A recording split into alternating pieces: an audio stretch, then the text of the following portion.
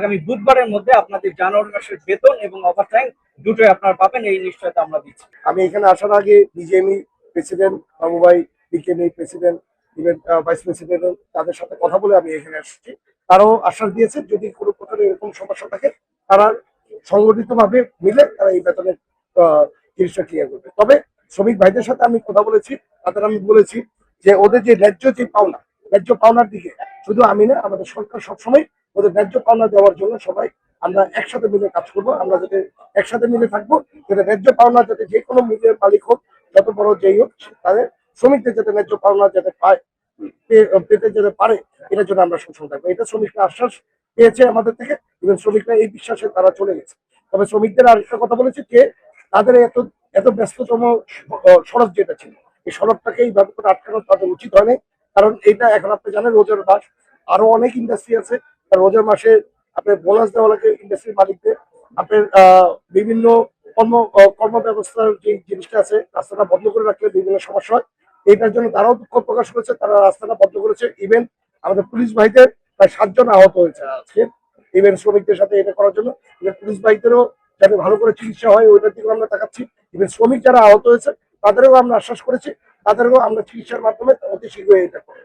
আর আমি এখানকার মালিকের সাথে আলাপ করেছি, এই ফ্যাক্টরির মালিকের সাথে। ইভেন উনিও আশ্বাস দিয়েছে যে অতি শীঘ্রই উনি বেতনটা ক্লিয়ার করে দিবে। ইভেন শ্রমিকরা যাতে কোনো শ্রমিক আজকে এই আন্দোলনের জন্য কোনো শ্রমিকদের যাতে বাদ না দেওয়া হয়, তারা যাতে আগের মতো যাতে কাজ করতে পারে ওরকম পরিবেশ যাতে রাখে, এটার জন্য ওনারা কথা দিয়েছে। ইভেন ওনারা আশা করি ওনারা রাখে। আমি আশা করব শ্রমিকরা কালকে থেকে তারা কর্মস্থলে চলে আসবে, এবং কর্মস্থলে এসে তারা নর্মাল আগে যেভাবে কাজ করতো ওইভাবে করে কাজ করবে। কারণ কাজ না করলে মালিকও বেতন দিবে কিভাবে? কাজের বিনিময়ে তো আপনার বেতনটা আসবে।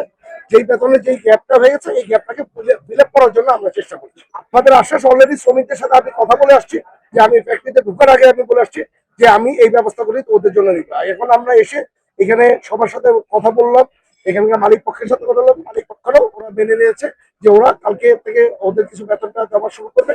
ইভেন সামনের সপ্তাহের মধ্যে ইউজ যত বেতন আছে সেটা ক্লিয়ার করবে। শ্রমিক রয়েছেন, ওনারা তো আমাদের ভাই, এবং আমি সবসময় বলেছি যে আপনাদের যে কোনো সমস্যা কিন্তু আমরা ইউনো অফিস, আমাদের বিশেষ করে উপজেলা প্রশাসন, আমরা নেগোসিয়েশনের মাধ্যমে সমাধান করার চেষ্টা করি। বাট আজকে সামাও সেটি হয়ে ওঠেনি।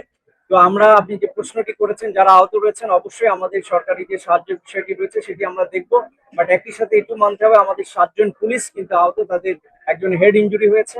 তো আমরা সেটিও দেখছি। আমার শুধু রিকোয়েস্ট থাকবে যারা শ্রমিক ভাইরা রয়েছেন, আমরা যারা পুলিশ কিংবা প্রশাসনে রয়েছে, আমরা সবসময় আসি আপনাদের পক্ষ নিয়েই নেগোসিয়েশন করতে মালিক পক্ষের সাথে। এই জন্য আমাদের কথা শুনতে হবে। আর ঢাকা সিলেট যে হাইওয়েটি রয়েছে এটি সারা বাংলাদেশের একটি প্রাণ কেন্দ্র। এই সড়কটি দিয়ে আমাদের ইকোনমির অনেক কিছু নির্ভর করে, যে কারণে আপনারা 2 ঘন্টা ধরে রাস্তাটি অবরোধ করে রেখেছিলেন। এই কারণে হয়তো বা আমরা চেষ্টা করেছি আপনাদের রাস্তা থেকে সরিয়ে দেওয়ার। বাট আমরা, আমাদের এমপি মহোদয় এসছেন, এমপি স্যার আমাদেরকে নির্দেশনা দিয়েছেন যারা এখানে ছিলেন আন্দোলনে আপনাদের কারো চাকরিচ্যুত হওয়ার সম্ভাবনা নেই, এবং আগামীকালের মধ্যে আপনাদের ডিসেম্বর ডিউটি আপনারা পাবেন। আর আগামী বুধবারের মধ্যে আপনাদের জানুয়ারি মাসের বেতন এবং ওভারটাইম দুটোই আপনারা পাবেন, এই নিশ্চয়তা আমরা দিচ্ছি। রূপগঞ্জ আর্মি ক্যাম্প থেকে প্রাথমিকভাবে প্রশাসনের কাছ থেকে খবর পাই যে এখানকার সিচুয়েশন আসলে বিয়ন্ড আমাদের কন্ট্রোল চলে যাচ্ছে। তো তখন আমরা তাৎক্ষণিকভাবে আমাদের প্রশাসনের আমাদের ঊর্ধ্বতন কর্তৃপক্ষের নির্দেশনা অনুযায়ী স্থানে আসি, এবং আমরা শ্রমিকদের সাথে কথা বলার পরে শ্রমিকরা আমাদের কথা শুনেছে। এটা একটা সবচেয়ে ভালো দিক ছিল। এবং আমরা কথা বলার পরে ওনাদেরকে আমরা মাঠের একপাশে নিয়ে যাই। নিয়ে যাওয়ার পরে এখানকার যে ঢাকা সিলেট হাইওয়ে, এটা খুব ইম্পর্টেন্ট একটা হাইওয়ে, প্রায় 5 ঘন্টা ধরে বন্ধ ছিল, সেই হাইওয়েটা ক্লিয়ার হয়ে যায়। এরপরে প্রশাসনের লোকজন, মেম্বার অফ পার্লামেন্ট নিয়ে এসেছেন, আসার পরে এখানে কথা বলেছেন। কথা বলার পরে দাবি দেওয়া সংক্রান্ত যে বিষয়গুলো আছে এগুলো মালিক পক্ষের সাথেও কথা বলা হয়েছে, এবং প্রশাসনিকভাবে এটা সমাধান করার চেষ্টা করা হচ্ছে। আর নিরাপত্তা জনিত যে ব্যাপারটা ছিল সেটা আমরা ইনশাল্লাহ দেখেছি, এবং আমরা বলবো যে আমরা এটার মাধ্যমে সফলভাবে এটা সমাধান করতে পেরেছি। আমরা আপনাদেরকে অনুরোধ করব যে ভবিষ্যতে আপনারা এই ঢাকা সিলেট হাইওয়ে, যেটা ইম্পর্টেন্ট একটা হাইওয়ে, এটা বন্ধ রাখবেন না। আপনাদের কোনো সমস্যা হলে এটা প্রশাসনের মাধ্যমে কথা বলার মাধ্যমে সমাধান করার চেষ্টা করবেন।